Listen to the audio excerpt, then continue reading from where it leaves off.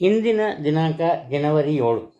ಈ ದಿನದ ಪಂಚಾಂಗ ಶ್ರೀ ವಿಶ್ವಾವಸುನಾಮ ಸಂವತ್ಸರ ದಕ್ಷಿಣಾಯನ ಜನವರಿ 7 ಬುಧವಾರ ಆಗುತ್ತೆ.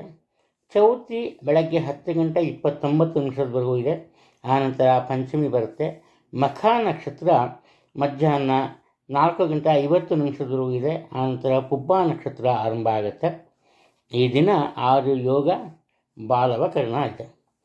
ಚೌತಿ ಅಂದರೆ ಯಾವುದೇ ಕೆಲಸ ಮಾಡಬಾರ್ದು ಅಂತ ಏನು ನಿಬಂಧನೆಗಳೇನು ಇಲ್ಲ. ಖಂಡಿತವಾಗಲೂ ಕೆಲಸ ಕಾರ್ಯಗಳನ್ನು ಮಾಡ್ಬೋದು. ಅನಿವಾರ್ಯವಾದ ಪರಿಸ್ಥಿತಿಯಲ್ಲಿ ಹೊಸ ಕೆಲಸವನ್ನು ಆರಂಭ ಸಹ ಮಾಡ್ಬೋದು. ಏನು ತೊಂದರೆ ಏನೂ ಆಗಲ್ಲ. ಆದರೆ ನಕ್ಷತ್ರ ಮಾತ್ರ ಈ ನಕ್ಷತ್ರದಲ್ಲಿ ಕೆಲವೊಂದು ಕೆಲಸಗಳಿಗೆ ಮಾತ್ರ ಒಳ್ಳೆಯದು. ಆದರೆ ಅದನ್ನು ಯಾವುದೇ ಒಂದು ಈ ಕೇತುವಿನ ನಕ್ಷತ್ರ ಆದರೂ ದೋಷ ಉಂಟಾಗಲ್ಲ. ಗಣೇಶನ ದೇವಸ್ಥಾನದಲ್ಲಿ ಪೂಜೆ ಮಾಡಿ ಅದರಲ್ಲೂ ಪಂಚಮುಖಿ ಗಣಪತಿಯ ದೇವಸ್ಥಾನದ ಪೂಜೆ ಮಾಡಿಸ್ಬಿಟ್ಟು ಮುಂದೆ ಬರೆದ್ರೆ ಇದ್ದ ಅಡ್ಡಿ ಆತಂಕಗಳು ಸಹ ಖಂಡಿತವಾಗಿ ಸಂಪೂರ್ಣ ಮರೆಯಾಗುತ್ತೆ. ಇನ್ನು ಇಂದಿನ ಸೂರ್ಯೋದಯವನ್ನು ಆಧರಿಸಿ ರಾಹುಕಾಲದ ಬಗ್ಗೆ ಹೇಳಬೇಕು ಅಂದರೆ 12:29 ಆರಂಭ ಆಗುತ್ತೆ. ಮುಗಿಯೋದು 1:55 ಇದು ಮಠ ಮಧ್ಯಾಹ್ನ ಯಾವ ಕೆಲಸವನ್ನು ಮಾಡಲ್ಲ, ಬಿಟ್ಬಿಡೋಣ ಅದನ್ನು. ಯಮಗಂಡ ಕಾಲ ಬೆಳಗ್ಗೆ 8:11 ಆರಂಭ ಆಗಿ 9:35 ಮುಗಿಯುತ್ತೆ. ಪ್ರತಿನಿತ್ಯ ಹೇಳ್ತೀನಿ, ಈ ಅವಧಿಯಲ್ಲಿ ಯಾವುದೇ ಕಾರಣಕ್ಕೂ ಹೊಸ ವಾಹನವನ್ನು ಕೊಳ್ಳಕೋಬಾರ್ದು. ಹೊಸದಾಗಿ ಈ ಔಷಧಿಯನ್ನು ಸೇವನೆ ಮಾಡೋದಕ್ಕೆ ಆರಂಭ ಮಾಡಬಾರ್ದು. ಮನೆಯಿಂದ ಹೊರಗೆ ಪ್ರಯಾಣವನ್ನು ಮಾಡಲೇಬಾರ್ದು. ಇಷ್ಟು ಮುಖ್ಯವಾದಂತಹ ವಿಚಾರ. ಎಲ್ರಿಗೂ ಒಳ್ಳೆಯದಾಗತ್ತೆ. ಎಲ್ಲಿವರೆಗೂ ಒಬ್ರಿಗೆ ನಾವು ಒಳ್ಳೇದು ಮಾಡ್ತೀವೋ ಅಲ್ಲಿವರೆಗೂ ದೇವರು ಯಾವುದೋ ಒಂದು ರೂಪದಲ್ಲಿ ಬಂದು ಖಂಡಿತ ನಮಗೆ ಸಹಾಯವನ್ನು ಮಾಡೇ ಮಾಡ್ತಾನೆ. ಇನ್ನು ಈ ದಿನದ ರಾಶಿ ಭವಿಷ್ಯದ ಬಗ್ಗೆ ಸ್ವಲ್ಪ ಗಮನವನ್ನು ನೀಡೋಣ. ಮೇಷರಾಶಿಯವರು ಅತಿಯಾದ ಆತ್ಮವಿಶ್ವಾಸ ಮತ್ತು ತಾವೇ ಮಾಡಿದ ತಪ್ಪುಗಳಿಂದ ಸುಲಭವಾಗಿ ದೊರೆಯಬೇಕಾದ ಜಯವನ್ನು ಕಳ್ಕೋತಾರೆ, ಅಂದರೆ ಯಶಸ್ಸನ್ನು ಕಳ್ಕೋತಾರೆ. ಹಾಗೆಯೇ ಇವರದೇ ಆದ ಒಂದು ಆತುರದ ಬುದ್ಧಿಯ ಕಾರಣ ಅತಿ ಅಮೂಲ್ಯವಾದಂತಹ ಅವಕಾಶವೊಂದು ಸಹ ಇವರಿಂದ ದೂರ ಆಗುವಂತಹ ಸಾಧ್ಯತೆಗಳು ಕಂಡುಬರ್ತಿದೆ. ಇವರಿಗೆ ಯಾರೊಬ್ಬರ ಸಹಾಯವಾಗಲಿ ಅಥವಾ ಸಹಕಾರವಾಗಲಿ ಈ ದಿನ ಸಿಗಲ್ಲ. ಕುಟುಂಬದ ವಿಚಾರಕ್ಕೆ ಬಂದಾಗ ಇವರ ಮಕ್ಕಳು ಸಹ ಇವರಿಗೆ ಸಹಾಯಕ್ಕೆ ಬರಲ್ಲ. ಆದರೆ ಇವರ ಬಾಳ ಸಂಗಾತಿಯನ್ನು ಇವರ ಗಂಡ ಅಥವಾ ಹೆಂಡತಿ ಮತ್ತು ತಾಯಿಯವರ ಒಂದು ಸಹಕಾರ ಸಿಗುತ್ತೆ. ಈ ಕಾರಣದಿಂದ ಕುಟುಂಬಕ್ಕೆ ಸಂಬಂಧಪಟ್ಟಂತಹ ಕೆಲಸ ಕಾರ್ಯಗಳಲ್ಲಿ ಸುಲಭವಾದ ಯಶಸ್ಸನ್ನು ಕಾಣ್ತಾರೆ. ಇನ್ನು ಸ್ವಂತ ವ್ಯಾಪಾರ ವ್ಯವಹಾರಗಳಿದ್ದರೆ ಇವರೊಬ್ಬರೇ ಅದನ್ನು ಸ್ವತಂತ್ರವಾಗಿ ನಿರ್ವಹಣೆ ಮಾಡ್ತಾ ಇದ್ದರೆ ಯಾವುದೇ ತೊಂದರೆ ಇಲ್ಲ, ಉತ್ತಮ ಲಾಭ ಬರುತ್ತೆ. ಇವರ ನಿರೀಕ್ಷೆಗೂ ಮೀರಿದ ಲಾಭ ಬರುತ್ತೆ. ಆದರೆ ಒಂದು ವೇಳೆ ಏನಾದರೂ ಪಾಲುಗಾರಿಕೆ ವ್ಯಾಪಾರ ಆಗಿದ್ದಲ್ಲಿ ಇವರ ಪಾಲುಗಾರರು ಹೇಳಿದಂತೆ ಇವರು ಕೇಳಲೇಬೇಕಾಗತ್ತೆ, ವಿಧಿ ಇಲ್ಲ. ಇನ್ನು ಉದ್ಯೋಗ ಸ್ಥಾನದಲ್ಲಿ ಏನಪ್ಪ ಆಗುತ್ತೆ, ಎಲ್ಲ ಕೆಲಸನೂ ಇವರು ಕರೆಕ್ಟಾಗೇ ಮಾಡ್ತಾ ಇರ್ತಾರೆ. ಇವರ ಒಂದು ಪ್ರಯತ್ನದಿಂದನೇ ಅತಿ ಕ್ಲಿಷ್ಟಕರವಾದಂತಹ ಸಮಸ್ಯೆಗಳು ಸಹ ಸುಲಭವಾಗಿ ಬಗೆಹರಿತಾ ಇರುತ್ತೆ. ಆದರೆ ಇವರ ಒಂದು ಕಷ್ಟವನ್ನು ಬೇರೊಬ್ಬರು ತಮ್ಮ ಸ್ವಾರ್ಥಕ್ಕೆ ಬಳಸ್ಕೋತಾರೆ. ಕಷ್ಟಪಡೋದು ಇವರು, ಹೆಸರು ಬರೋದು ಬೇರೆಯವ್ರಿಗೆ, ಈ ರೀತಿ ಆಗೋಗುತ್ತೆ. ಈ ಒಂದು ಬೇಸರದಿಂದ ದೂರದ ಊರಿಗೆ ಪ್ರಯಾಣವನ್ನು ಬೆಳೆಸ್ತಾರೆ. ಹಣಕಾಸಿನ ವಿಚಾರದಲ್ಲಿ ಆದಾಯಕ್ಕೆ ತಕ್ಕ ಖರ್ಚು ವೆಚ್ಚಗಳಿರುತ್ತೆ. ಇನ್ನು ನಿಮ್ಮ ಮುಖ್ಯವಾದಂತಹ ಆರೋಗ್ಯದ ವಿಚಾರ, ಇಲ್ಲಿ ಅತಿಯಾದ ಹೈಪರ್ ಅಸಿಡಿಟಿ ಅಂತ ಕರಿತೀವಿ. ಆದ್ದರಿಂದ ಬಳಲುವಂತಹ ಸಾಧ್ಯತೆಗಳಿವೆ. ಎಚ್ಚರಿಕೆಯಿಂದಿರೋದು ಒಳ್ಳೆಯದು. ವೃಷಭ ರಾಶಿಯಲ್ಲಿ ಜನಿಸಿರೋರು, ಒಂದು ವೇಳೆ ನಿಮ್ಮ ಕುಟುಂಬಕ್ಕೆ ನೀವೇ ಮುಖ್ಯಸ್ಥರಾದಲ್ಲಿ ಸ್ವಲ್ಪ ಕಷ್ಟ ನಷ್ಟಗಳನ್ನು ಅನುಭವಿಸಬೇಕಾಗುತ್ತೆ. ಒಂದು ವೇಳೆ ನಿಮಗಿಂತ ದೊಡ್ಡವರು ಅಥವಾ ಕುಟುಂಬದ ಹೆಚ್ಚಿನ ಜವಾಬ್ದಾರಿಯನ್ನು ಹೊತ್ತಿರೋ ನಿಮ್ಮ ತಂದೆ ಅಥವಾ ತಾತ ಇಲ್ಲ ಪುರುಷ ಹಿರಿಯ ಸದಸ್ಯರು ಯಾರೇ ಆಗಲಿ ಅವರಿಗೆ ಸ್ವಲ್ಪ ಕಷ್ಟ ನಷ್ಟಗಳು ಉಂಟಾಗುತ್ತೆ. ಈ ಕಷ್ಟ ನಷ್ಟಗಳು ಉಂಟಾಗೋದಕ್ಕೆ ಕಾರಣ ಏನಪ್ಪ ಅಂದರೆ ಅವರಲ್ಲಿರುವ ಈ ಹಠದ ಸ್ವಭಾವ. ಬೇರೆಯವರು ಹೇಳ್ತಾರೆ ಇದನ್ನು ತೊಂದರೆ ಆಗುತ್ತೆ, ಈ ಥರ ಮಾಡೋದು ಬೇಡ ಅಂತ. ಇವ್ರ ಮನಸ್ಸಲ್ಲಿ ಏನಪ್ಪ ಅಂದರೆ ನನಗಿಷ್ಟು ವರ್ಷ ಎಕ್ಸ್ಪೀರಿಯೆನ್ಸ್ ಆಗಿಬಿಟ್ಟಿದೆ, ನನಗಿಂತ ಚಿಕ್ಕವ್ರ ಮಾತು ಕೇಳಬಾರ್ದು ಅಂತ. ಈ ಕಾರಣದಿಂದ ತೊಂದರೆಯನ್ನು ಅನುಭವಿಸ್ತಾರೆ. ಇಲ್ಲೇ ಮುಖ್ಯವಾಗಿ ಪ್ರತಿಯೊಬ್ಬರನ್ನು ಗೌರವದಿಂದ ಕಂಡು ಅವರ ಸಲಹೆ ಸೂಚನೆಯನ್ನು ತಗೊಂಡ್ರೆ ಏನು ತೊಂದರೆ ಏನಾಗಲ್ಲ. ಉದ್ಯೋಗದ ವಿಚಾರಕ್ಕೆ ಬಂದಾಗ ಅನಗತ್ಯವಾದಂತಹ ಕಟ್ಟುಪಾಡುಗಳನ್ನು ಇವರ ಅಧಿಕಾರಿಗಳು ಇವ್ರ ಮೇಲೆ ಏರ್ತಾರೆ.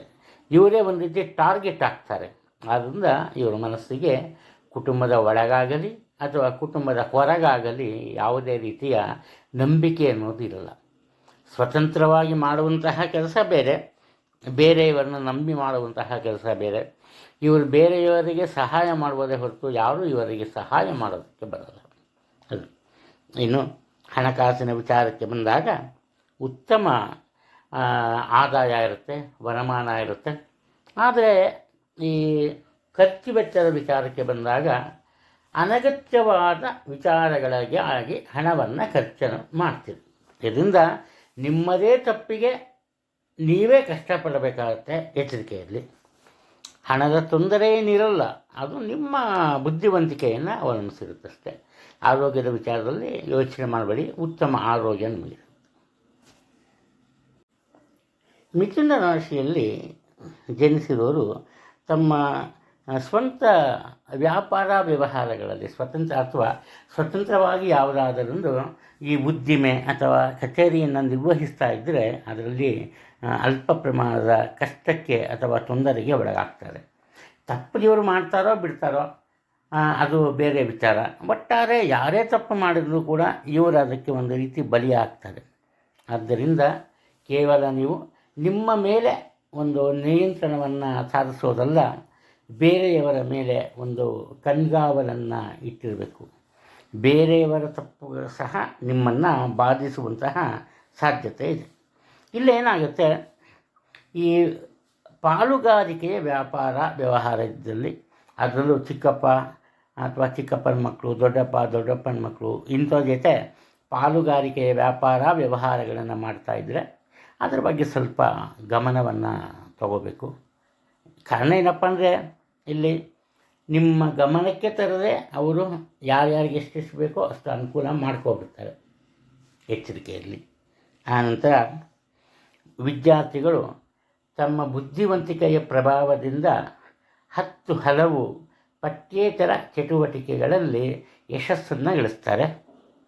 ಈ ಕಾರಣದಿಂದ ಅವರು ಓದೋ ಒಂದು ವಿದ್ಯಾಕೇಂದ್ರದ ಕೀರ್ತಿ ಮಾತ್ರ ಬೆಳೆಯಲ್ಲ, ಇವರಿಗೆ ಸಮಾಜದಲ್ಲಿ ಉತ್ತಮ ಅವಕಾಶಗಳು ಸಹ ದೊರೆಯುತ್ತೆ.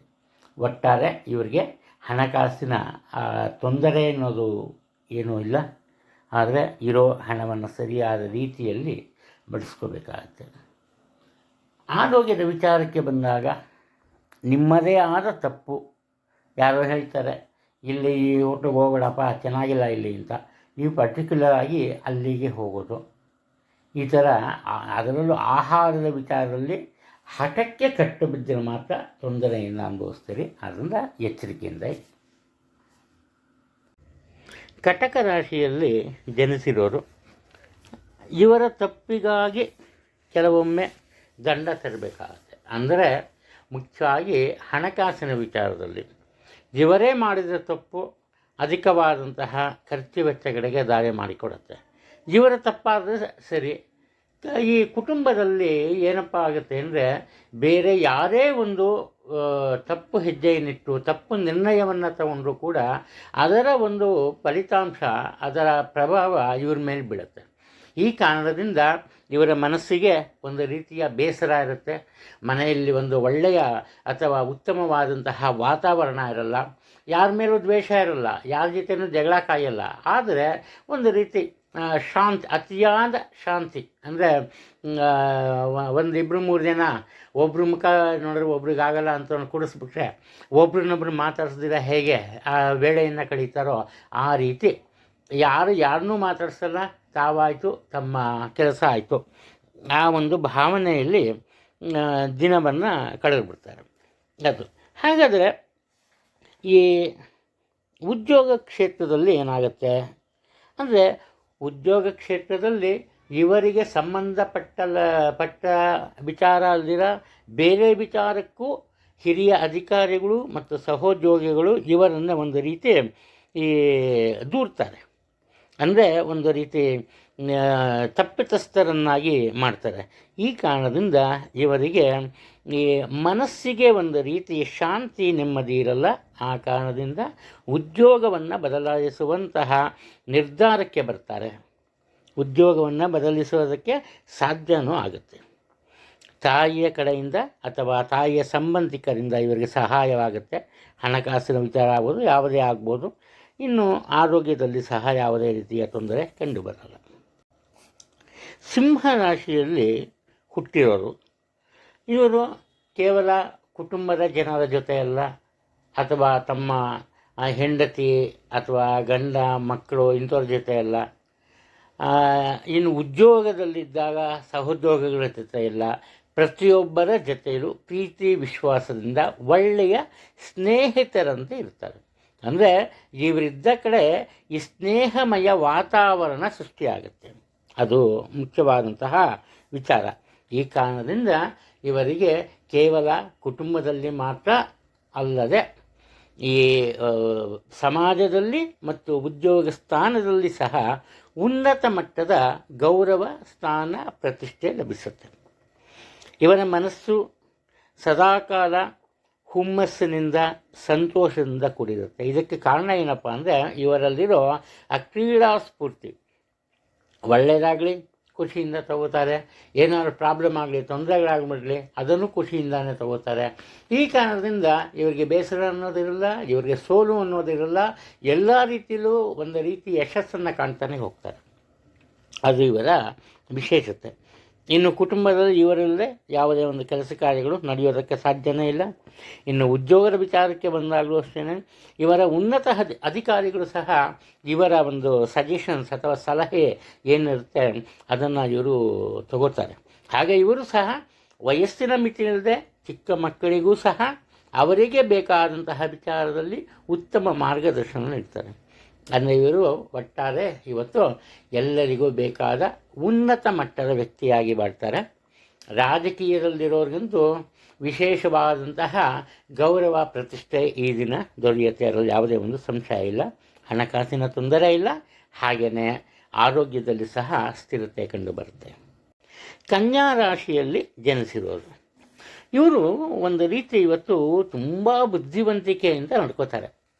ಯಾವ ವಿಚಾರದಲ್ಲಪ್ಪ ಅಂದರೆ, ಖರ್ಚು ವೆಚ್ಚದ ವಿಚಾರದಲ್ಲಿ. ಆದಾಯ ಎಷ್ಟೇ ಇರಲಿ, ಉನ್ನತ ಮಟ್ಟದ ಆದಾಯ ಇರಲಿ ಅಥವಾ ಮಧ್ಯಮಗತಿಯ ಆದಾಯ ಇರಲಿ, ಎಷ್ಟು ಬೇಕೋ ಅಷ್ಟು ಅಂತಾರಲ್ಲ ಆ ರೀತಿ ಆ ಮಟ್ಟದ ಆದಾಯ ಇರಲಿ, ಇವರೇನು ಮಾಡ್ತಾರೆ, ಇವರು ಸಂಪಾದನೆ ಮಾಡಿರೋ ಹಣವನ್ನು ಒಂದು ಕಡೆ ಕೂಡಿಡ್ತಾರೆ. ಹಾಗಾದರೆ ಮಿಕ್ಕಿದ್ದು ಕುಟುಂಬದ ಹಿರಿಯರು, ಅದರಲ್ಲೂ ಈ ತಂದೆಯಿಂದ ಇವರಿಗೆ ಹಣದ ಸಹಾಯ ಸಿಗತ್ತೆ. ಆದ್ದರಿಂದ ಇವರು ಖರ್ಚು ವೆಚ್ಚದ ಮೇಲೆ ಸಂಪೂರ್ಣ ಹಿಡಿತವನ್ನು ಸಾಧಿಸ್ತಾರೆ. ಯಾವುದೇ ಒಂದು ವಿಚಾರದಲ್ಲೇ ಆಗಲಿ ಇವರು ಈ ತಪ್ಪು ನಿರ್ಧಾರವನ್ನು ತಗೊಂಬಲ್ಲ. ಕಾರಣ ಇವರ ಮನಸ್ಸಿನಲ್ಲಿ ಎಂತಹ ಒಳ್ಳೆಯ ಭಾವನೆ ಇರುತ್ತೆ ಅಂದರೆ, ತಾವೊಬ್ಬರು ತಪ್ಪು ಮಾಡಿದರೆ ತಮ್ಮ ನಂಬಿರೋರೆಲ್ಲರೂ ಕಷ್ಟಪಡಬೇಕಾಗತ್ತೆ ಅನ್ನೋ ಒಂದು ಭಾವನೆ ಇರುತ್ತೆ. ಈ ಕಾರಣದಿಂದ ಇವರ ರೀತಿ ನೀತಿಯನ್ನು ಕುಟುಂಬದ ಎಲ್ಲರೂ ಇಷ್ಟಪಡ್ತಾರೆ. ಅಷ್ಟು ಮಾತ್ರ ಅಲ್ಲ, ನೆರೆಹೊರೆಯವರು ಸಹ ಇವರ ಪ್ರೀತಿ ವಿಶ್ವಾಸವನ್ನು ಆಸ್ವಾದಿಸ್ತಾರೆ. ಇನ್ನು ಉದ್ಯೋಗ ಕ್ಷೇತ್ರವನ್ನು ತಗೊಂಡ್ರೆ ಇವರು ಪ್ರತಿಯೊಬ್ಬರ ವಿಚಾರದಲ್ಲಿಯೂ ಯಾವುದೇ ಒಂದು ತಪ್ಪು ನಡೆದರೂ ಕೂಡ ಅದನ್ನು ನೇರವಾಗಿ ಒಪ್ಪಿಕೊಳ್ತಾರೆ.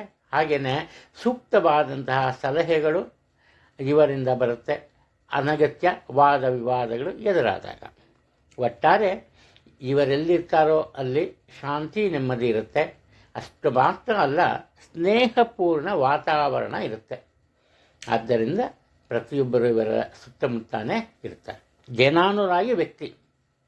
ಹಣಕಾಸಿನ ವಿಚಾರಕ್ಕೆ ಬಂದಾಗಲೂ ಅಷ್ಟೇ, ಇವರಿಗೆ ಅವಶ್ಯಕತೆ ಇದ್ದಷ್ಟು ಹಣವನ್ನು ಎಷ್ಟೇ ಕಷ್ಟ ಆದರೂ ಕೂಡ ಗಳಿಸ್ತಾರೆ, ತೊಂದರೆ ಏನಿಲ್ಲ, ಆಗಲೇ ಹೇಳಿದ್ದೀನಿ. ಇನ್ನು ಆರೋಗ್ಯದ ವಿಚಾರಕ್ಕೆ ಬಂದಾಗ ಮಾತ್ರ ಸ್ವಲ್ಪ ಕಣ್ಣಿಗೆ ಸಂಬಂಧಪಟ್ಟಂತಹ ದೋಷ ಉಂಟಾಗುತ್ತೆ. ಆದ್ದರಿಂದ ಎಚ್ಚರಿಕೆ ವಹಿಸೋದು ತುಂಬ ಒಳ್ಳೆಯದು. ತುಲಾ ರಾಶಿಯಲ್ಲಿ ಜನಿಸಿರೋರು, ಇವರಿಗೆ ಆತ್ಮವಿಶ್ವಾಸ ಚೆನ್ನಾಗಿರುತ್ತೆ. ಅಂದರೆ ಯಾವುದೇ ಒಂದು ಕೆಲಸ ಕಾರ್ಯ ಆಗಲಿ, ಆ ಕೆಲಸ ಕಾರ್ಯವನ್ನು ನಾನು ಮಾಡಬಲ್ಲೆ ಅನ್ನೋ ಒಂದು ಆತ್ಮವಿಶ್ವಾಸ ಇರುತ್ತೆ. ಅಷ್ಟು ಮಾತ್ರ ಅಲ್ಲ, ಇವರು ಸೋಮಾರಿತನ ಇರಲ್ಲ, ಕಡೆ ಕೂತಿರಲ್ಲ, ಸದಾ ಚುರುಕುತನದಿಂದ ಇರ್ತಾರೆ. ಯಾವುದಾದರೊಂದು ಕೆಲಸ ಕಾರ್ಯಗಳನ್ನು ಮಾಡಲೇಬೇಕು ಅನ್ನೋ ಒಂದು ಈ ಆಸೆ ಇವರಲ್ಲಿರುತ್ತೆ. ಆದರೆ ಏನಪ್ಪ ಆಗುತ್ತೆ ಅಂದರೆ ಸ್ವಲ್ಪ ಆರೋಗ್ಯ ಕೈ ಕೊಡುತ್ತೆ. ಆರೋಗ್ಯ ಕೈ ಕೊಡೋದು ಅಂದರೆ ಏನಪ್ಪ ಅಂದರೆ, ಅಕಸ್ಮಾತ್ ಎಲ್ಲೋ ಹೋಗ್ತಿರ್ತಾರೆ, ಕಾಲು ಯಾವುದೋ ಒಂದು ಮಳೆ ಚುಚ್ಕೊಂಬತ್ತೆ, ಇವರಿಗೆ ಇನ್ಫೆಕ್ಷನ್ ಆಗುತ್ತೆ. ಇಲ್ಲ ಎಲ್ಲೋ ಹೋಗಿರ್ತಾರೆ, ಅಲ್ಲಿ ಊಟ ಮಾಡ್ತಾರೆ, ಇನ್ಫೆಕ್ಷನ್ ಆಗುತ್ತೆ. ಆ ಥರ ಸ್ವಲ್ಪ ಇವತ್ತು ಇನ್ಫೆಕ್ಷನ್ ಆಗಿ ಇವರ ಆರೋಗ್ಯದಲ್ಲಿ ಏರುಪೇರು ಉಂಟಾಗುತ್ತೆ. ಕೆಲಸ ಕಾರ್ಯಗಳನ್ನು ಮಾಡದಂತಹ ಸ್ಥಿತಿಯನ್ನು ತಪ್ತಾರೆ, ಅಷ್ಟೊಂದು ದುರ್ಬಲರಾಗ್ಬಿಡ್ತಾರೆ. ಆದರೆ ಇವರ ಮಾನಸಿಕ ಸ್ಥಿತಿ ಮಾತ್ರ ಸ್ಥಿರವಾಗಿರುತ್ತೆ. ಕೆಲಸವೇ ಮಾಡೋಕ್ಕಾಗಲ್ಲ, ಮಾನಸಿಕ ಸ್ಥಿತಿಲಿ ಏನು ಮಾಡ್ತಾರೆ ಅಂತ ನೀವು ಅನ್ಬೋದು. ಇಲ್ಲಿ ಯಾರೇ ಬಂದು ಇವರ ಒಂದು ಸಹಾಯ ಸಹಕಾರವನ್ನು ಕೇಳಿದ್ರು ಕೂಡ ಮರೆಮಾಚದೆ ಉತ್ತಮ ಮಟ್ಟದಲ್ಲಿ ಸರಿಯಾದ ರೀತಿಯ ಒಂದು ಈ ಸಲಹೆಯನ್ನು ಸೂಚಿಸ್ತಾರೆ. ಈ ಕಾರಣದಿಂದ ಇವರು ಪ್ರತಿಯೊಬ್ಬರಿಗೂ ಬೇಕಾದಂತಹ ವ್ಯಕ್ತಿಯಾಗಿ ಇವರು ಬಾಳ್ತಾರೆ. ಅದರಲ್ಲಿ ಯಾವುದೇ ಒಂದು ಸಂಶಯ ಅನ್ನೋದು ಇಲ್ಲ. ಇನ್ನು ಸ್ವತಂತ್ರವಾಗಿ ವ್ಯಾಪಾರ ವ್ಯವಹಾರವನ್ನು ನಿರ್ವಹಿಸೋದಕ್ಕಿಂತ ಇವರಿಗೆ ಪಾಲುಗಾರಿಕೆಯಲ್ಲಿ ವ್ಯಾಪಾರ ವ್ಯವಹಾರವನ್ನು ಮಾಡೋದು ಅಂದರೆ ತುಂಬ ಇಷ್ಟ. ಅಂಥವನ್ನ ನೋಡಿದ್ರೂ ಇಷ್ಟನೇ. ಆದ್ದರಿಂದ ಇವರ ಬಗ್ಗೆ ಪ್ರತಿಯೊಬ್ಬರಿಗೂ ಒಂದು ರೀತಿ ನಂಬಿಕೆ ಮತ್ತು ಪ್ರೀತಿ ವಿಶ್ವಾಸ ಇರುತ್ತೆ. ತಮಗೆ ಕಷ್ಟ ಆದರೂ ಕೂಡ ಬೇರೆಯವರಿಗೆ ಇವರು ಸಹಾಯ ಮಾಡುವಂತಹ ಒಳ್ಳೆಯತನವನ್ನು ತೋರಿಸ್ತಾರೆ. ಹಣಕಾಸಿನ ವಿಚಾರಕ್ಕೆ ಬಂದಾಗ ಎಷ್ಟೇ ಆದಾಯ ಇದ್ದರೂ ಖರ್ಚು ವೆಚ್ಚಗಳನ್ನು ನಿರ್ವಹಿಸೋದ್ರಲ್ಲಿ ವಿಫಲರಾಗ್ತಾರೆ. ಉತ್ತಮ ಆರೋಗ್ಯ ಇರುತ್ತೆ. ವೃಶ್ಚಿಕ ರಾಶಿಯಲ್ಲಿ ಜನಿಸಿರೋರು, ಇವರಲ್ಲಿ ತುಂಬ ಮುಖ್ಯವಾದಂತಹ ವಿಚಾರ ಏನಪ್ಪ ಅಂದರೆ, ಈ ಸ್ತ್ರೀಯರ ಆರೋಗ್ಯದಲ್ಲಿ ಚೂರು ಏರುಪೇರು ಕಂಡುಬರ್ಬೋದು. ಅದರಲ್ಲೂ ಕುಟುಂಬದ ಹಿರಿಯ ಮಹಿಳಾ ಸದಸ್ಯರ ಆರೋಗ್ಯದಲ್ಲಿ ಸ್ವಲ್ಪ ಏರುಪೇರು ಕಂಡುಬರುತ್ತೆ. ಅವರ ಎಚ್ಚರಿಕೆಯಿಂದ ಇರೋದು ತುಂಬ ಒಳ್ಳೆಯದು. ಅದರಲ್ಲೂ ನಿಮ್ಮ ತಾಯಿಯವರು ಅಥವಾ ನಿಮ್ಮ ಅಜ್ಜಿಯವರ ಆರೋಗ್ಯದ ಬಗ್ಗೆ. ಇನ್ನು ಇದನ್ನೇ ಜಾಸ್ತಿ ಮನಸ್ಸಲ್ಲೆಲ್ಲರೂ ಇಟ್ಕೋತಾರೆ. ಅದರಿಂದ ಕುಟುಂಬದಲ್ಲಿ ಸ್ವಲ್ಪ ಅಶಾಂತಿಯ ಮತ್ತು ಭಯದ ವಾತಾವರಣ ಇರುತ್ತೆ. ಹಳೆಯ ವಾಹನ ಇರುತ್ತೆ, ಹಳೆಯ ವಾಹನವನ್ನು ಮಾರಾಟ ಮಾಡಿಬಿಡ್ತೀರಿ, ಬೇರೆ ಹೊಸ ವಾಹನವನ್ನು ಕೊಡಬೇಕು ಅನ್ನೋ ಒಂದು ವಿಚಾರದಲ್ಲಿದ್ದಾಗ ಮನೆಯಲ್ಲಿ ನಡೆಯೋ ಕೆಲವೊಂದು ಈ ಮಾತುಕತೆ ಅಥವಾ ಬದಲಾವಣೆಗಳು ವಾಹನ ಇಲ್ಲದಂತೆ ಮಾಡುತ್ತೆ. ಸ್ವಲ್ಪ ದಿನ ಈ ದಿನ ವಾಹನವನ್ನು ಕೊಳ್ಳೋದಕ್ಕೆ ಸಾಧ್ಯ ಇಲ್ಲ, ಬಲವಂತದಿಂದ ಹೋಗಬೇಡಿ. ಆತ್ಮವಿಶ್ವಾಸ ಚೆನ್ನಾಗಿರುತ್ತೆ, ತೊಂದರೆ ಇಲ್ಲ. ಆತ್ಮವಿಶ್ವಾಸದಿಂದ ನಿಮ್ಮ ಕೆಲಸ ಕಾರ್ಯಗಳಲ್ಲಿ ನಿರೀಕ್ಷಿತ ಯಶಸ್ಸನ್ನು ಸಹ ಗಳಿಸ್ತೀರಿ, ಅದರಲ್ಲಿ ಯಾವುದೇ ಸಂಶಯ ಇಲ್ಲ. ಒಟ್ಟಾರೆ ಒಂದು ಮಾತನ್ನು ಹೇಳಬೇಕು ಅಂದರೆ, ನೀವು ಪ್ರತಿಯೊಬ್ಬರಿಗೂ ಉತ್ತಮ ಮಾದರಿಯಾಗಿ ಇವತ್ತು ಬಾಳ್ತೀರಿ. ಯಾರೇ ಬರಲಿ ಅವರು ನಿಮ್ಮಿಂದ ಕಲಿಯೋದು ಏನಾದರೂ ಒಂದು ಇದ್ದೇ ಇರುತ್ತೆ. ಅಂತಹ ವ್ಯಕ್ತಿತ್ವವನ್ನು ನೀವು ತೋರಿಸ್ತೀರಿ. ಇದು ಸಹಜವಾದ ವಿಚಾರ ಕೂಡ ಆಗುತ್ತೆ. ಇನ್ನು ನಿಮ್ಮ ಆರೋಗ್ಯದ ಬಗ್ಗೆ ಬಂದಾಗ ಏನಪ್ಪ ಆಗುತ್ತೆ ಅಂದರೆ, ಕೆಲಸ ಮಾಡಿ ಮಾಡಿ ಮಾಡಿ ಮಾಡಿ ಯಾವುದಾದ್ರು ಒಂದು ವಿಚಾರಕ್ಕೆ ಯೋಚನೆ ಮಾಡಿ ನಿಮ್ಮ ತಲೆ ಒಂದು ರೀತಿ ಸದಾಕಾಲ ಈ ಯೋಚನೆಯಿಂದಾನೇ ತುಂಬಿರುತ್ತೆ. ಈ ಟೆನ್ಷನ್ ಅಂದರೆ ಮಾನಸಿಕ ಒತ್ತಡದಿಂದಾನೇ ಇರುತ್ತೆ. ಮಾನಸಿಕ ಒತ್ತಡನೇ ದೊಡ್ಡ ತೊಂದರೆಯನ್ನು ತರುತ್ತೆ ನಿಮಗೆ. ಹಣಕಾಸಿನ ವಿಚಾರದಲ್ಲಿ ಯಾವುದೇ ತೊಂದರೆ ಇಲ್ಲ, ಎಚ್ಚರಿಕೆ ಇರಲಿ ಅಷ್ಟೇ ಖರ್ಚು ವೆಚ್ಚದ ಬಗ್ಗೆ. ಆರೋಗ್ಯದಲ್ಲಿ ಹೇಳಿದ್ದೀನಿ, ಮಾನಸಿಕ ಒತ್ತಡದಿಂದ ದೂರವಾಗೋದಕ್ಕೆ ಸಾಧ್ಯವಾದಷ್ಟು ಪ್ರಯತ್ನ ಪಡಿ. ಧ್ಯಾನ ಮಾಡೋದು, ಯೋಗ ಮಾಡೋದು, ಇಲ್ಲ ಒಂದು ಪಾರ್ಕು ಅಂತ ಕಡೆ ವಾಕಿಂಗ್ ಮಾಡೋದು, ಜನರ ಜೊತೆ ಪ್ರೀತಿ ವಿಶ್ವಾಸದಿಂದ ಮಾತಾಡೋದು, ಇವೆಲ್ಲ ನಿಮಗೆ ಒಳ್ಳೆಯ ಆತ್ಮವಿಶ್ವಾಸವನ್ನು ಮೂಡಿಸುತ್ತೆ, ಮಾನಸಿಕ ಸಂತೃಪ್ತಿಯನ್ನು ನೀಡುತ್ತೆ. ಧನುರಾಶಿಯಲ್ಲಿ ಹುಟ್ಟಿರೋರು ಇವರಿಗೆ ಏನಪ್ಪ ಅಂದರೆ ಮನೆಯ ವಿಚಾರಗಳನ್ನು ತಗೊಂಡಾಗ ಹೆಚ್ಚಿನ ಆಸಕ್ತಿಯನ್ನು ತೋರಿಸಲ್ಲ. ಮನೆಯ ಯಾವುದೇ ಒಂದು ಜವಾಬ್ದಾರಿ ಇರಲಿ, ಅದರಿಂದ ಇವರಿಗೆ ಸಂಪೂರ್ಣ ಒಂದು ಅನುಕೂಲತೆ ಇದೆ ಅಂತ ಹೇಳಿದ್ರೂ ಕೂಡ ಒಂದು ಯಾವುದೇ ಒಂದು ಆಸಕ್ತಿ ಅನ್ನೋದು ಇರಲ್ಲ. ಅದೇನೇ ಮನೆಯ ಹೊರಗಿನ ವಿಚಾರಕ್ಕೆ ಬಂದಾಗ ಅದು ಸಮಾಜಕ್ಕೆ ಸೇರಿದ್ದಿರ್ಬೋದು, ನೆರೆಮನೆಯವರು ಇರ್ಬೋದು, ದೂರದ ಸಂಬಂಧಿಕರ ವಿಚಾರ ಇರ್ಬೋದು, ಇವರಿಗೆಲ್ಲ ವಿಶೇಷವಾದಂತಹ ಪ್ರಾತಿನಿಧ್ಯತೆಯನ್ನು ಕೊಡ್ತಾರೆ. ಇವರ ಮನಸ್ಸು ತುಂಬ ಒಳ್ಳೆಯದೇ. ಮನೆಯ ಕುಟುಂಬದ ಸದಸ್ಯರ ಬಗ್ಗೆ ಸಹ ತುಂಬ ಒಳ್ಳೆಯ ಭಾವನೆಯನ್ನು ಹೊಂದಿರ್ತಾರೆ. ಆದರೆ ಇವರು ಮಾಡೋ ಕೆಲಸ ಕಾರ್ಯಗಳು ಅದನ್ನು ಪ್ರತಿಬಿಂಬಿಸಲ್ಲ. ಇದರಿಂದ ಏನಾಗುತ್ತೆ, ಕುಟುಂಬದವರಿಗೆ ಇವರ ಬಗ್ಗೆ ಒಂದು ರೀತಿ ಬೇಸರ ಉಂಟಾಗುತ್ತೆ. ಇನ್ನು ಈ ಕುಟುಂಬದಲ್ಲಿರೋ ಚಿಕ್ಕ ಮಕ್ಕಳ ವಿಚಾರದಲ್ಲಿ, ಅವರ ಆರೋಗ್ಯದ ವಿಚಾರದಲ್ಲಿ ಎಚ್ಚರಿಕೆಯಿಂದ ವಹಿಸಿ. ಈ 10 ವರ್ಷದ ಒಳಗೆ ಓದ್ತಾ ಇರೋ ವಿದ್ಯಾರ್ಥಿಗಳು ಅವರಿಗೆ ತಿಳಿಯದಂತೆ ಕೆಲವೊಂದು ತಪ್ಪನ್ನು ಮಾಡ್ಬೋದು. ಆದ್ದರಿಂದ ಆ ಮಕ್ಕಳ ವಿದ್ಯಾಭ್ಯಾಸದ ಬಗ್ಗೆ ಸಹ ನೀವು ಗಮನವನ್ನು ಸ್ವಲ್ಪ ತೋರಿಸ್ಬೇಕಾಗತ್ತೆ. ಅದನ್ನು ಸಹ ಮರಿಬೇಡಿ. ಇನ್ನು ವಿದೇಶದಲ್ಲಿ ವಿದ್ಯಾಭ್ಯಾಸವನ್ನು ಮುಂದುವರಿಸಬೇಕು ಅಂತಿದ್ದವ್ರಿಗೆ ಸ್ವಲ್ಪ ನಿರಾಸೆ ಇದೆ. ನಿಮ್ಮ ಆಸೆ ಆಕಾಂಕ್ಷೆಗಳು ಸ್ವಲ್ಪ ದಿನ ಮುಂದೋಗುತ್ತೆ ಈಡೇರಕ್ಕೆ. ಕುಟುಂಬದ ಅಥವಾ ಮನೆತನದ ಹಿರಿಯ ವ್ಯಕ್ತಿಗಳ ಜೊತೆ ಅನಾವಶ್ಯಕವಾಗಿ ವಾದ ವಿವಾದ ಉಂಟಾಗುತ್ತೆ. ಅವರ ಅವಕೃಪೆಗೆ ಒಳಗಾಗ್ತೀರಿ. ಇದರಿಂದ ನೀವು ನಿಮ್ಮ ಪಾಲಿಗೆ ಬರಬೇಕಾಗಿದ್ದ ಆಸ್ತಿ ಅಥವಾ ಹಣದ ವಿಚಾರದಲ್ಲಿ ಸ್ವಲ್ಪ ಮೋಸ ಹೋಗುವಂತಹ ಸಾಧ್ಯತೆಗಳಿವೆ. ಆದ್ದರಿಂದ ಮಾತಿನ ಮೇಲೆ ಎಚ್ಚರಿಕೆ ಇರಲಿ. ಹಣಕಾಸಿನ ತೊಂದರೆ ಉಂಟಾಗಲ್ಲ. ಆರೋಗ್ಯದ ಬಗ್ಗೆ ಕಾಳಜಿ ಇರಲಿ. ನೆಗ್ಲಿಜೆನ್ಸ್ ಇರಬಾರ್ದು. ಮಕರ ರಾಶಿಯಲ್ಲಿ ಹುಟ್ಟಿರೋರು ಇವರೇನಪ್ಪ, ಇವರು ತುಂಬ ಒಳ್ಳೆಯ ಭಾವನೆ ಇರುತ್ತೆ, ಒಳ್ಳೆಯ ಮನಸ್ಸಿರುತ್ತೆ ಪ್ರತಿಯೊಬ್ಬರ ಬಗ್ಗೆನೂ. ಆದ್ದರಿಂದ ಇವರು ಏನು ತಿಳ್ಕೊತಾರೆ, ಎಲ್ಲರೂ ಮನಸ್ಸು ನಂತರನೇ, ಎಲ್ಲರೂ ನಂತಾನೇ ಇರ್ತಾರೆ. ನಾನು ಯಾರಿಗೂ ತೊಂದರೆ ಕೊಡಲ್ಲ ಅಲ್ವಾ, ನನಗೂ ಯಾರಿಂದನೂ ತೊಂದರೆ ಆಗಲ್ಲ, ಇಂತಹ ಒಂದು ಮನೋಭಾವನೆ ಇರುತ್ತೆ. ಆದರೆ ಅದು ಸುಳ್ಳು. ಇವರಿಂದ ಯಾರು ಸಹಾಯವನ್ನು ಪಡೆದಿರ್ತಾರೋ ಅವರಿಂದನೇ ಇವತ್ತು ಇವರ ಒಂದು ಆ ಮುನ್ನಡೆಗೆ ಈ ಕೊಕ್ಕೆ ಬೀಳುವಂತಹ ಅಥವಾ ಅಡ್ಡಗಾಲು ಹಾಕುವಂತಹ ಸಾಧ್ಯತೆಗಳಿವೆ. ಆದ್ದರಿಂದ ಯಾರನ್ನೂ ಮರಿಬೇಡಿ ಅಂತ ಹೇಳಲ್ಲ, ಆದರೆ ಪ್ರತಿಯೊಬ್ಬರ ಮೇಲೆ ಸ್ವಲ್ಪ ಗಮನವನ್ನು ತೋರಿಸಿ. ಯಾರ ಒಂದು ತೀರ್ಮಾನಗಳು ನಿಮಗೆ ತೊಂದರೆ ಉಂಟು ಮಾಡುತ್ತೋ ಅದರ ಬಗ್ಗೆ ಯೋಚನೆ ಇರಲಿ. ಯಾವುದೇ ರೀತಿಯ ಶತ್ರುತ್ವ ಇರಲ್ಲ. ನಿಮ್ಮ ವಿರುದ್ಧ ಯಾರೂ ಕೆಲಸ ಮಾಡಬೇಕು ಅನ್ನೋ ಇಚ್ಛೆ ವ್ಯಕ್ತಪಡಿಸಲ್ಲ. ಇವೆಲ್ಲ ಅಚಾನಕ್ಕಾಗಿ ಆಕಸ್ಮಿಕವಾಗಿ ನಡೆಯುವಂತಹ ಕೆಲಸಗಳಾಗುತ್ತೆ. ಕುಟುಂಬದಲ್ಲಿ ಉತ್ತಮ ವಾತಾವರಣ ಇರುತ್ತೆ. ಆದ್ದರಿಂದ ಮನಸ್ಸಿಗೆ ಶಾಂತಿ ನೆಮ್ಮದಿ ಇರುತ್ತೆ. ಆದರೆ ನಿಮ್ಮ ಆರೋಗ್ಯದಲ್ಲೇ ಸ್ವಲ್ಪ ಏರುಪೇರು ಉಂಟಾಗುವಂತಹ ಸಾಧ್ಯತೆ ಇದೆ. ಅದು ಯಾವ ರೀತಿ? ಶೀತದ ದೋಷ ಉಂಟಾಗುತ್ತೆ, ಇಲ್ಲ ಉಸಿರಿಗೆ ಸಂಬಂಧಪಟ್ಟಂತಹ ದೋಷ ಉಂಟಾಗುವಂತಹ ಸಾಧ್ಯತೆಗಳಿವೆ. ಆದ್ದರಿಂದ ಸ್ವಲ್ಪ ಎಚ್ಚರಿಕೆಯನ್ನು ವಹಿಸಿ. ಇನ್ನು ನಿಮ್ಮ ತಾಯಿಯ ಸಂಬಂಧಿಕರಿಗೆ ಅನಿವಾರ್ಯವಾಗಿ ಹಣದ ಸಹಾಯವನ್ನು ಮಾಡಬೇಕಾಗತ್ತೆ. ಒಳ್ಳೆಯ ಭಾವನೆಯಿಂದ ಸಂತೋಷದಿಂದಲೇ ಸಹಾಯವನ್ನು ಮಾಡ್ತೀರಿ. ಆದರೆ ಆ ಹಣ ಪುನಃ ನಿಮ್ಮ ಕೈ ಸೇರುತ್ತೆ ಅನ್ನೋ ಒಂದು ನಿರೀಕ್ಷೆ ಮಾತ್ರ ಬೇಡ. ನಿಮಗೆ ಪುನಃ ಅದು ಬರೋ ಸಾಧ್ಯತೆಗಳು ತುಂಬ ಕಮ್ಮಿ. ಉದ್ಯೋಗ ಕ್ಷೇತ್ರದಲ್ಲಿ ಯಾವುದೇ ತೊಂದರೆ ಎದುರಾಗಲ್ಲ. ನಿಮ್ಮ ತೀರ್ಮಾನವೇ ಅಧಿಕವಾಗುತ್ತೆ. ಆರೋಗ್ಯದ ಬಗ್ಗೆ ಆಗಲೇ ಹೇಳಿದ್ರೆ ಎಚ್ಚರಿಕೆಯಿಂದಿರಿ.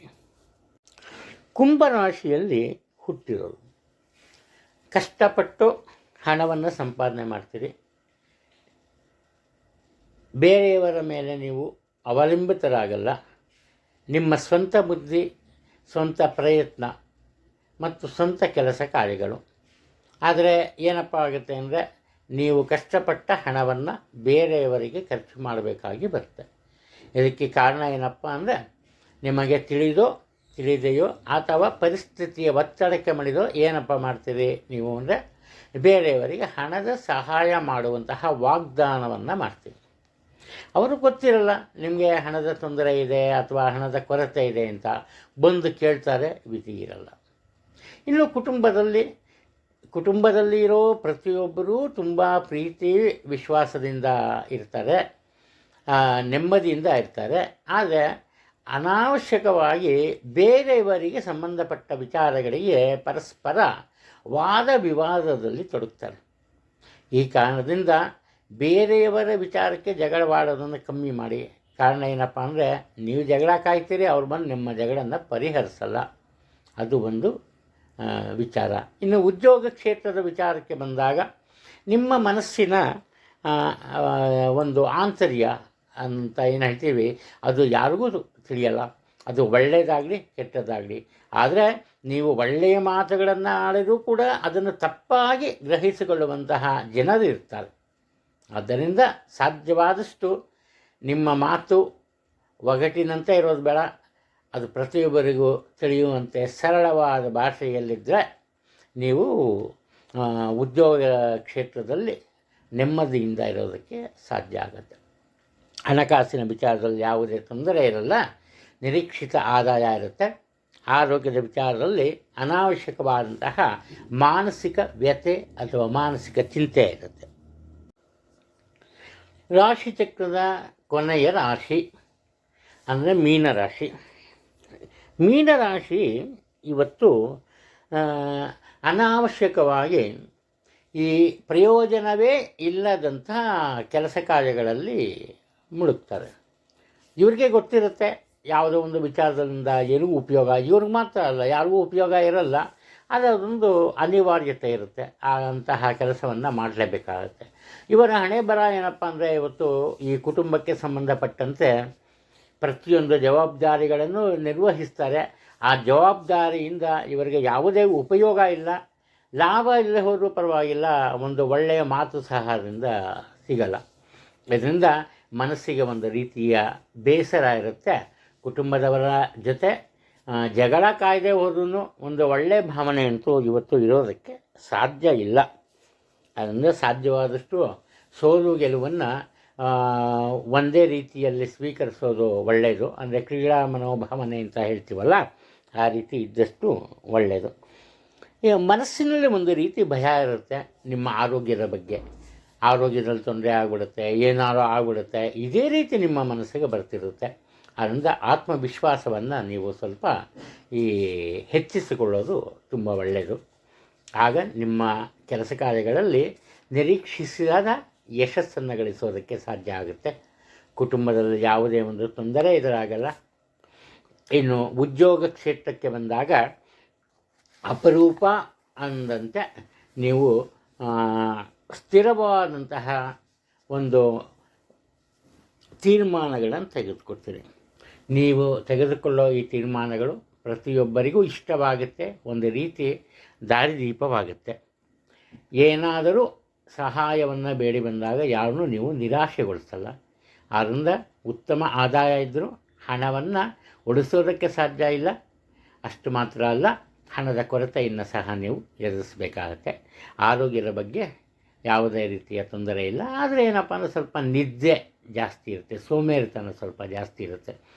ಸ್ವಲ್ಪ ಕೆಲಸ ಮಾಡಿದ್ರೂ ನಿದ್ದೆ ಮಾಡ್ಬಿಡೋಣ, ರೆಸ್ಟ್ ತೊಗೊಂಬೋಣ ಅಂತಿರುತ್ತೆ. ಭಯ ಪಡೋದೇನು ಬೇಡ. ಇವತ್ತೊಂದು ದಿನದ ವಿಚಾರ ಅದು. ಎಲ್ರಿಗೂ ಒಳ್ಳೆಯದಾಗಲಿ.